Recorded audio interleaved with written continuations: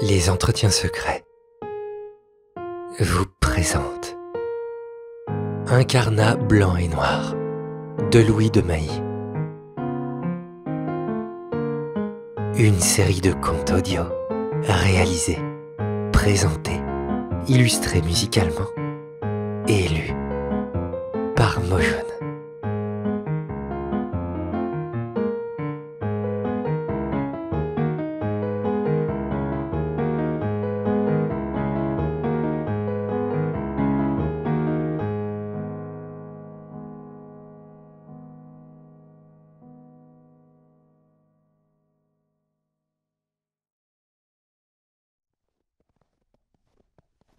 Le fils aîné d'un grand roi se promenait tout seul en hiver, dans une campagne couverte de neige.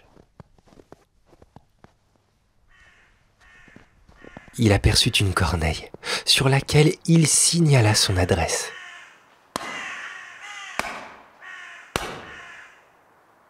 L'oiseau tomba mort sur la neige et la teignit de son sang. L'éclat de son plumage noir, la blancheur de la neige et la rougeur de son sang produisirent un assemblage de couleurs dont le prince fut frappé.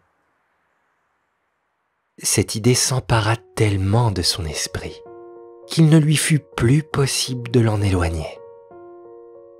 Insensiblement, elle lui fit naître dans le cœur une passion violente et qui, tout imaginaire qu'elle était, ne lui permettait pas de croire qu'il pût être heureux que lorsqu'il aurait trouvé une personne dont le teint, un carnat et blanc, serait relevé par des cheveux d'un noir parfait.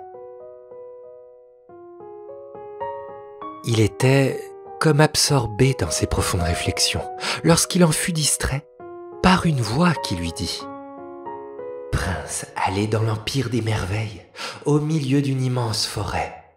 Vous trouverez un arbre chargé de pommes plus belles et plus grosses qu'elles ne le sont ordinairement. Cueillez-en 3 et soyez assez maître de vous-même pour ne les ouvrir qu'à votre retour. Elles vous offriront une beauté telle que vous la désirez. » L'empire qui lui était indiqué était éloigné et de difficile accès. Mais rien ne put empêcher le prince d'en entreprendre le voyage. Il se mit en marche à l'heure même, traversa les mers, parcourut avec un soin infini toute la forêt. Bref, il trouva l'arbre. Il cueillit les 3 belles pommes, et ne pouvant, dans le premier transport de sa joie, résister à la curiosité qui le tourmentait, il en ouvrit une. Il en sortit à l'instant une personne si merveilleusement belle et si forte à son gré qu'il en fut saisi d'admiration. Mais cette beauté, bien loin de lui être favorable, le regarda d'un œil courroucé et se plaignant de ce qu'il l'avait enlevée de chez elle. Elle disparut au même moment. L'impatience à laquelle il venait de succomber devait naturellement le désespérer. Mais comme il avait l'esprit susceptible de consolation, c'est un beau don du ciel. Il se flatta aisément qu'il trouverait de quoi réparer sa perte dans les 2 pommes qui lui restaient. Rempli de cette douce espérance, il résolut de ne les point ouvrir, qu'il ne fût de retour dans son pays. Souvent, les plus tristes expériences ne sont pas capables de corriger d'un faible défaut. L'impatience du prince fut encore plus forte que la raison. Il ne put résister une seconde fois à l'envie d'ouvrir une des pommes.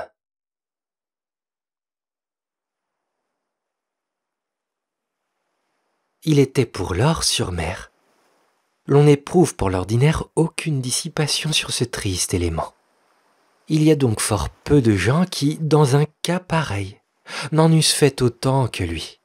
Il imagina qu'en faisant couvrir exactement le vaisseau sur lequel il était embarqué, la belle ne pourrait s'échapper.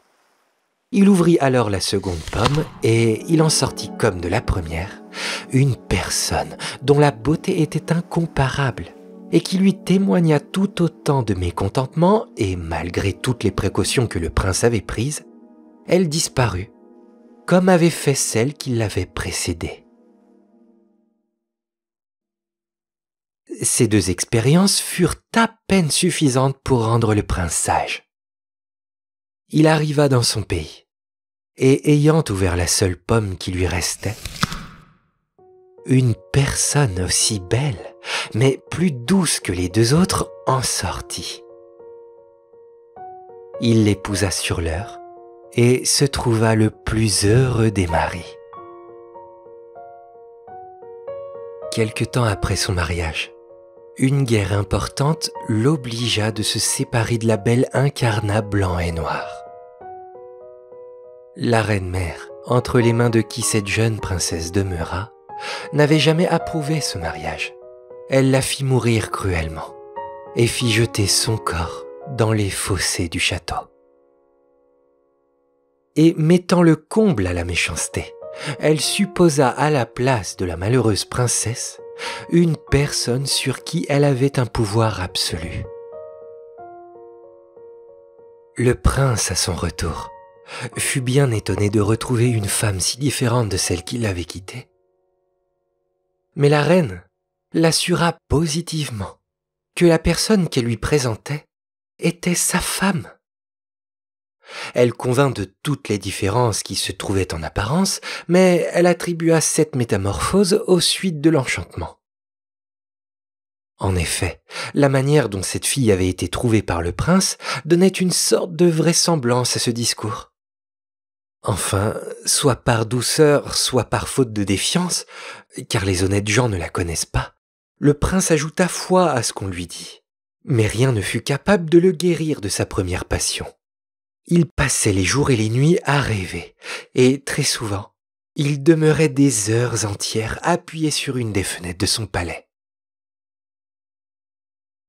Un jour qu'il était dans cette triste occupation, il aperçut dans les fossés un poisson dont les écailles brillantes étaient mêlées d'incarnat, de blanc et de noir. Cet objet le frappa, il ne lui fut plus possible de le perdre de vue. La reine-mère, trouvant que cette attention si marquée était une suite de sa première passion, résolut encore d'en détruire le sujet. Elle ordonna en secret à celle qui jouait le rôle de la princesse et qui se trouvait grosse de dire qu'elle avait une extrême envie de manger ce poisson auquel le prince était si fort attaché. Il ne lui fut pas possible de refuser une chose que tout le monde jugeait être de si peu d'importance. On pêcha le poisson. On le servit à la prétendue reine, et le prince retomba dans sa première mélancolie. Il en fut soulagé une seconde fois par la vue d'un arbre incarnat blanc et noir. Cet arbre était d'une espèce inconnue. Personne ne l'avait ni planté ni apporté. Il était venu de lui-même. On l'avait vu naître tout d'un coup dans la place où l'on avait jeté les écailles du poisson. Ce bel arbre causa le même plaisir au prince, et par conséquent la même jalousie à la reine-mère. La perte en fut donc aussitôt résolue malgré les oppositions et les regrets du prince.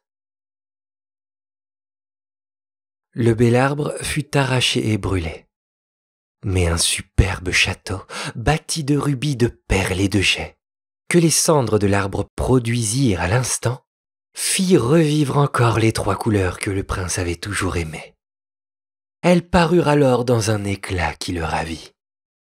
Les efforts qu'il fit pour entrer dans cette belle maison furent longtemps inutiles. Les portes lui en étant fermées, il se contenta de les regarder sans cesse et demeura plusieurs jours dans cette occupation qui lui rappelait l'objet de ses désirs. Sa persévérance fut enfin récompensée. Les portes s'ouvrirent. Et après avoir traversé plusieurs appartements dont les meubles répondaient à la richesse du dehors, il trouva dans un cabinet plus magnifique que ne l'était encore tout le reste du palais cette première femme dont il était si amoureux et dont le souvenir lui était si cher. Elle lui reprocha tout ce qu'elle avait souffert par sa trop grande facilité. Mais en même temps, elle lui témoigna la joie qu'elle éprouvait en voyant qu'il méritait un pardon qu'elle avait si grande envie de lui accorder. Le prince et la reine sa mère, et la femme qu'elle avait supposée, rien ne troubla plus l'union de nos deux époux. Ils vécurent fort contents l'un de l'autre, et aussi bien que de leur fortune.